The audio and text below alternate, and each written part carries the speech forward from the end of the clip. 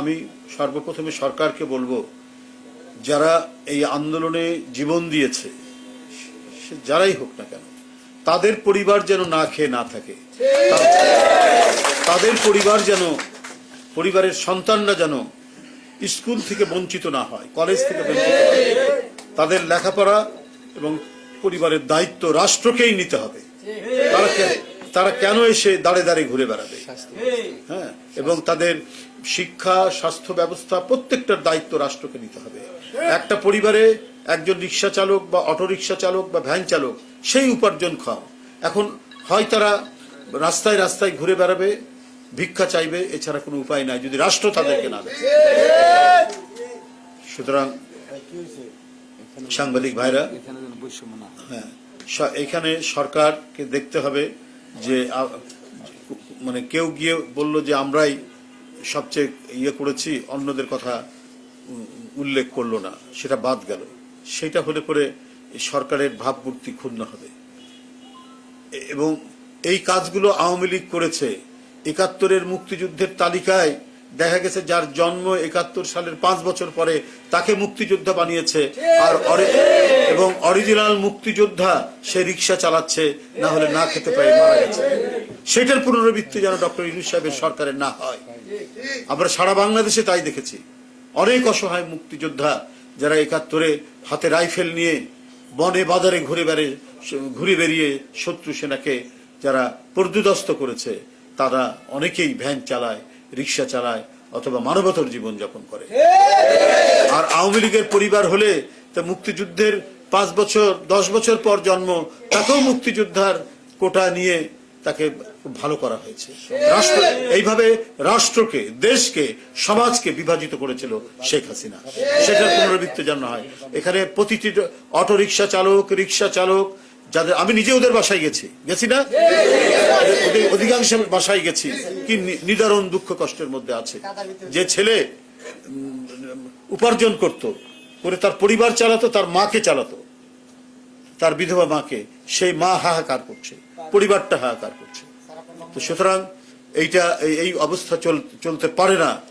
Immediately সমস্ত তালিকা আপনার সরকারকে সম্পাদন করতে হবে।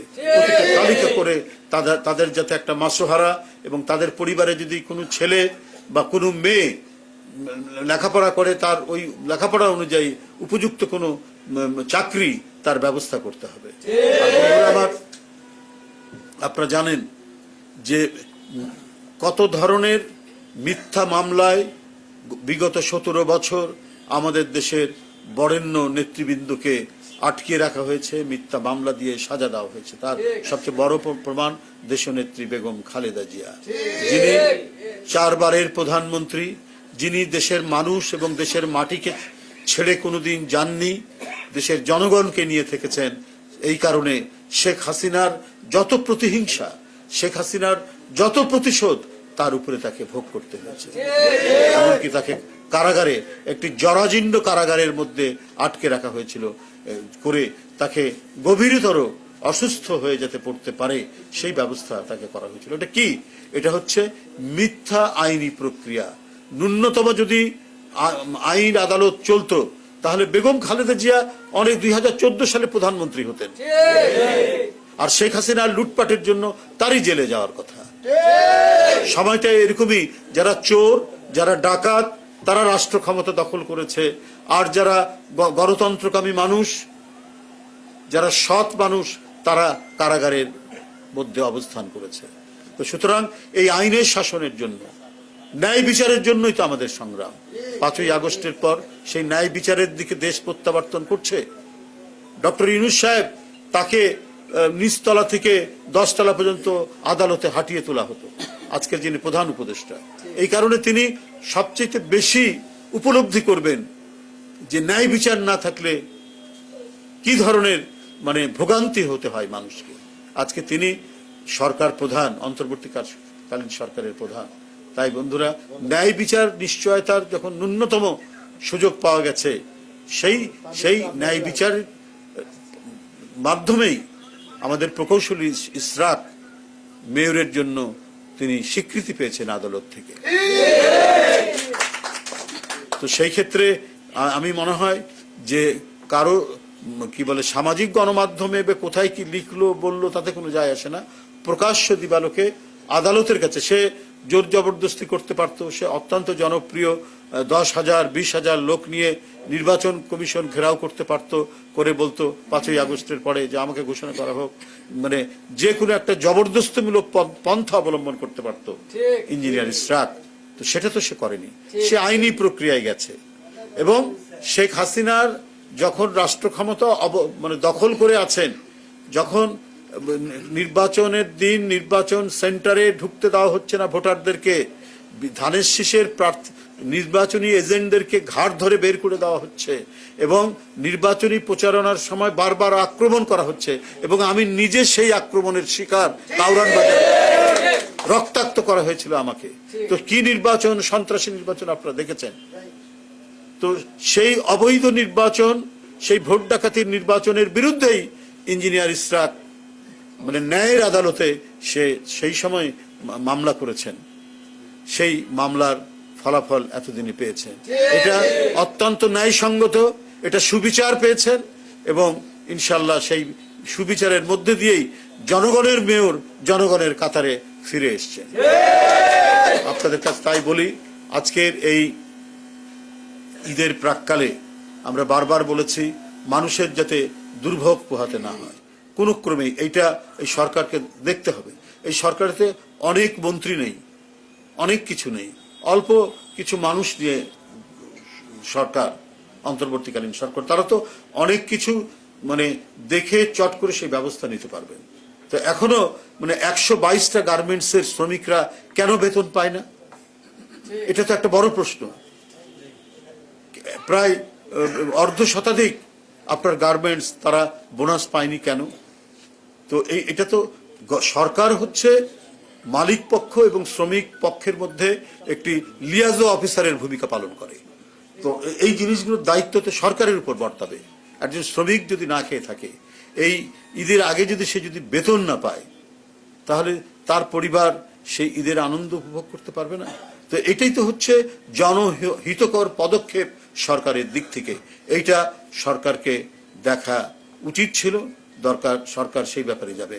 সেটা না করে আমরা দেখি যে নির্বাচন নিয়ে বিভিন্ন ধোঁয়াশা তৈরি করা হচ্ছে। ডিসেম্বর না জুন না মার্চ, এক এক সময় এক একটা কথা বলা, এইটা তো আমাদের মানে শেখ হাসিনার কিছু কথাবার্তার সাথে মানে এটার মানে মিল পাওয়া যায়। কেন এটা হবে?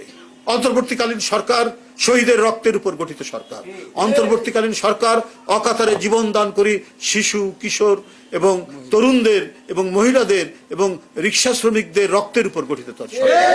অন্তর্বর্তীকালীন সরকার 16 বছর বিএনপির নেতৃত্বে গণতান্ত্রিক সংগ্রামের যে আপসীন ধারা, যে ধারায় গুম, খুন, ক্রস ফায়ারের মধ্যে দিয়ে আপনার গঠিত এই সরকার, যে মানে গুম, খুন, ক্রস ফায়ার মধ্যে দিয়ে যে অরাজকতা তৈরি করেছিল হাসিনা, সেটাকে মানে সেই হাসিনাকে পরাজিত করে গঠিত অন্তর্বর্তীকালীন সরকার।